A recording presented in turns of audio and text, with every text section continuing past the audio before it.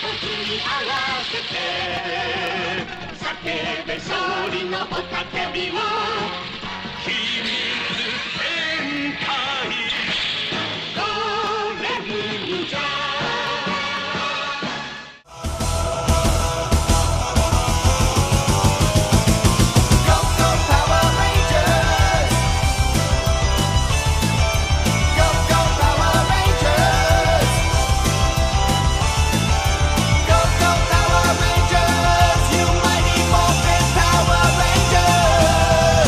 Chapter 23, Another Takaru's Gone Gido.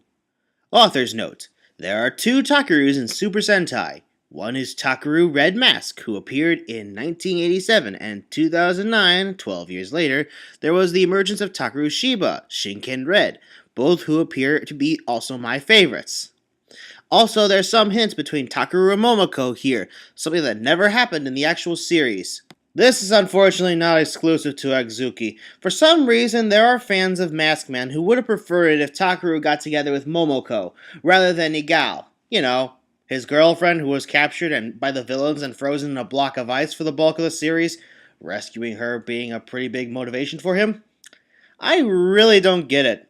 Honestly, if there's anyone Momoko had chemistry with, it's Akira. And even then, it came across more like an older sister, younger brother kind of relationship to me. And on a side note, Akira shares the same name as another blue hero. The very first one, in fact. But I didn't see any asinine allusions there. Or with any other Akiras in the franchise, since that name in particular tends to get reused a lot. Some events here, but not all, are also inspired by Go-Sager vs. Shinkenger, epic on the silver screen, integrated into the Maskman storyline. But to be honest, Go-Sager for me wasn't as great a series as Shinkenger. Yeah, well, I watched Maskman and Liveman back to back and preferred Liveman over your beloved Maskman. What do you say to that? Takeru, Shiba, and Mako can be seen in the training room together for some extra workout before their actual mission to increase their mental alertness. Ready, Takeru-sama? Now I'd like to see if my skills improve from your training with me. Both of us just alone together, said Mako. I hope you beat me this time, said Takeru Shiba. Let us begin our training, Takeru, said Mako. They are training for battle. Ran dropped by to interrupt them with her feisty kick. What the? Said Takeru Shiba, who dodged Ran's flying kick. Well, I'll be going with you guys. You need to keep your mind alert if you wish to succeed, said Ran, who did a sneak attack. Very well then. Let's see what you can do, said Mako. Carlos, a newcomer, was taken for a tour around the station by Bulk and Skull. Well, it's nice to see you back here, Carlos, said Bulk. We'd like to take you to your room. Or would you just have us take your things to your room, said Skull. Oh, just take them to my room, said Carlos. He was with Andros, who was his comrade during the days as a Power Rangers in Space member, as a Green and Black Ranger. He was met by Andros. Carlos, said Andros. I've missed you so much, Andros, said Carlos. Me too, Carlos, said Andros. If the United Alliance of Evil is back, so are we the Power Rangers with new allies who resemble us in some ways and different in other ways, said Carlos. I agree with you, Carlos. The villains here are far more evil than those in our world where we came from, said Andros. Oh, that reminds me. Be careful how you behave here. There's the detention pits for wayward crew members when they commit offenses that go beyond reason. Said Carlos. Sounds kind of fair to me. On the other hand, my mind is too messed up thinking of Ashley. I miss her badly, said Andros. I know, said Carlos. Bulk and Skull had some conversation. I can't believe my son could do such a thing to deserve detention. I should go visit him during visiting hours, said Skull. You got that right, said Bulk. Well, that's where I'll be heading during visiting hours, said Skull. Justin, who was now 15 years old as of from where he came from was also stranded in the Sentai year 2011, but he came from 2005. He was warped while he was doing an experiment in science class while he was in a university, considering his Mensa-level genius. Not only am I not in my own world anymore, but I am also not in my own timeline, said Justin. He was toured around by Ryunosuke around the base. Well, this is the training room, Justin. I guess you might want to spend some time in there, said Ryunosuke. So this is the training room, said Justin, who was suddenly attacked by Ran by accident when he entered. Oh, sorry, said Ran to Justin. You may want to watch it, said Ryunosuke. We have new members on board. Apology accepted, said Justin. Oh, sorry, Ryunosuke, said Ran, being more polite. She's just tough. I hope Cassie meets her soon. She'll be glad to have a tough training partner, said Carlos. Takaru Shiba was now overcome by Mako after an exchange of blows. I guess you're getting better, said Takaru Shiba, who was still dodging the punches. Almost there, said Mako. Takaru Shiba is knocked down by Mako. It was her first win after many training sessions together. What a woman. I'd hate to offend her, said Carlos, amazed at such strength and her beauty. Takaru, oh, sorry, I didn't mean to hit you so hard, said Mako. You improved, said Takaru Shiba with a reassuring smile. Oh, hi, I'm Carlos, said Carlos. Do you happen to be dating? Not really, said Takaru Shiba. We were just training each other for our next missions. Maybe you're just in denial, said Carlos. Denial happens all too often. Meanwhile, at the United Alliance of Evil headquarters, Raditz is preparing for an entire battle strategy to get rid of the heroes once and for all, while he's never had much success in the long run. Bladeoran and Akumaro have their proposals. Releasing Gido into the past will get rid of the Shinkenjas in the future. I have remembered there was a monster from Tube who fell into Gido, so we can use him, said Akumaro. While I fell into Gido before, I realized that too. It would be a waste to get rid of his potential, said Bladeoran. Very well then, but it seems we are forgetting one thing. Sunlight easily dries up both Gido and Tube people. Like it or not, Flurious is essential for the plan to succeed, and you two can take advantage of such schemes, said Raditz. That idiot? Are you becoming a retard, your highness? Flurious is way better for our court gestures, said Tranza. Shut up, Tranza! Anyway, do call for Flurious, will you? It's time for him to shine and his purpose be revealed, said Raditz, who then fired a bolt of energy at Tranza. Oh yeah, while you suffer in pain, think of how you mistreated me several years ago. Dismissed. Tranza then walked away in anger, still hoping to regain his former glory like every other villain in the High Command.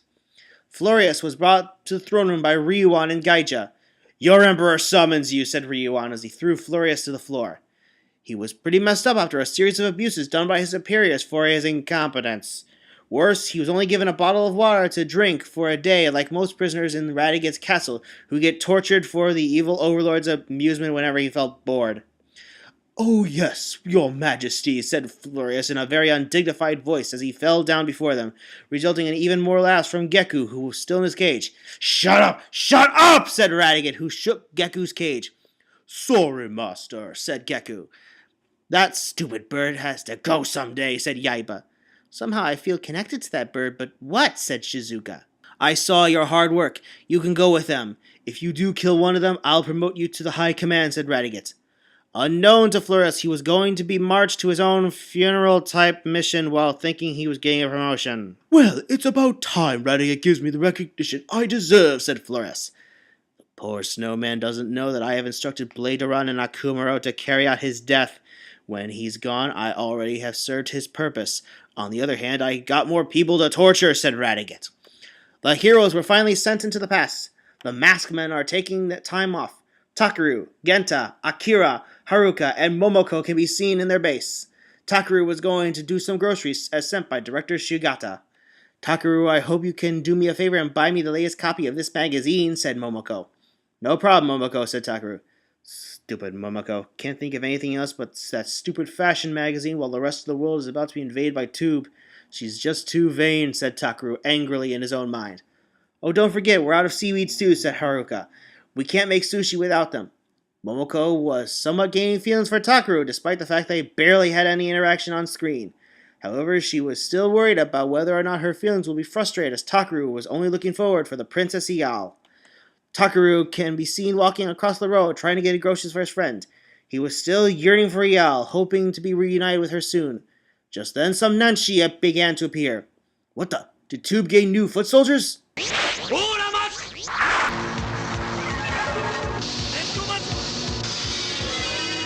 Tube, don't make me laugh. We're not Tube. We're from the United Alliance of Evil, said Bladeoran. What the? Who are you? Said Red Mask as he drew his masky blade. I am Bladeoran, the fallen Gosei angel, said Bladeoran. And I am Akumaro of the Gidoshu, chief tactician. Ho ho ho ho ho. And you look like a worthy opponent, Red Mask, said Akumaro. And I am Flurious, best fighter in the universe, said Flurious, then fell down, rather flat after making a funny pose. In your dreams, Snowball, said Red Mask, who fired his laser magnum at Flurious, causing him to scamper in fear. Hey, watch it, said Flurious as he was wounded by Red Mask's shots. Red Mask drew his masky blade and called for the others. He was just lucky. Takaru Shiba's team appeared. They all did their morphing sequences. Beyond, we have Shinken Red, Black Space Rangers, Blue Turbo Ranger, Geki Yellow, and Shinken Pink in battle position. Just then, Barabara and Obaru from Tube arrived as well. Whoever you are, we can't let you intervene with our operation, said Baraba. That's right, you are staying between us and victory, said Obaru. Great, another enemy, said Shinken Red. Shinken Red then challenged Barabara to a sword fight. The two were evenly matched. I think I'll play around with Red Mask, said Akumaro. Then I will too, said Red Mask, drawing his masky blade. Orobaro attacked the other as well, where he was being beaten by Shinken Pink with a wind attack. Red Mask jumped in to help the others and defeated the rest of the foot soldiers around, and did a God Fist attack on Akumaro. It's not over yet. It's not yet over, said Bladearan. Thanks to whoever you are, said Red Mask, who reverted to being Takaru. Shinken Red and his comrades reverted back to their human forms. Both Takarus were shocked at the huge coincidence, and they decided to help him buy the groceries he was assigned to. However, Takaru wasn't able to comply with Momoko's request. Sorry, Momoko, but I can't help but some mysterious new enemy attack, said Takaru. I hope you're not making too many excuses, said Momoko. Momoko, can't you just listen to me for once? Besides, your cooking nearly killed me last night, and you don't listen to the advice to just stop cooking if you can't do it, said Takaru. That's pretty much hyperbole, said Haruka. I agree, said Kenta. Me too, said Akira, although Momoko's cooking is really bad. Well then, just who are these new enemies, said Director Shugata. One was Bragia, the fallen Gosei angel, and the other was Akumaro of the Gidoshu. They are from the United Alliance of Evil, said Takaru Shiba. Gido? Did you just say Gido? That's a very dreadful name to hear. In the realm of the spiritual, it is so great an evil person can fall into the Sanzu River. It is a holding onto a grudge. Maybe Tube is a step closer to Gido? That is just my theory, though, said Director Sugata. Yes, I did mention that. Actually, me and my team don't come from here. We're from the future of the year 2011. We beat Gido in the future, but they're going to be released here in the present as a method of time reversal, said Takaru Shiba. This is not a good thing to hear, said Director Sugata. I know, said Takaru Shiba. Actually, I did hear that this power deep within your bodies, that if one trains hard enough, it can be released. Me and my fellow Rangers from the future have that power too. That is amazing, said Takaru.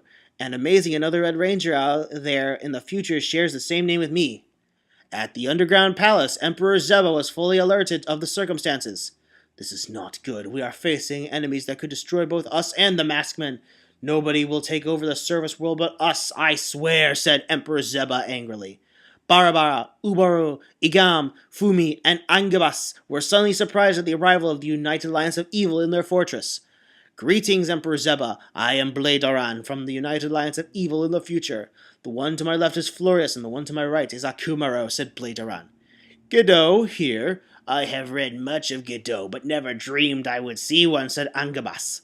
We are here for a proposal. One of your meddling underground monsters was trapped in Gido, and we intend to release him here, to help you defeat the Maskman and the meddlers we were facing, especially one from the Shiba household, said Akumaro.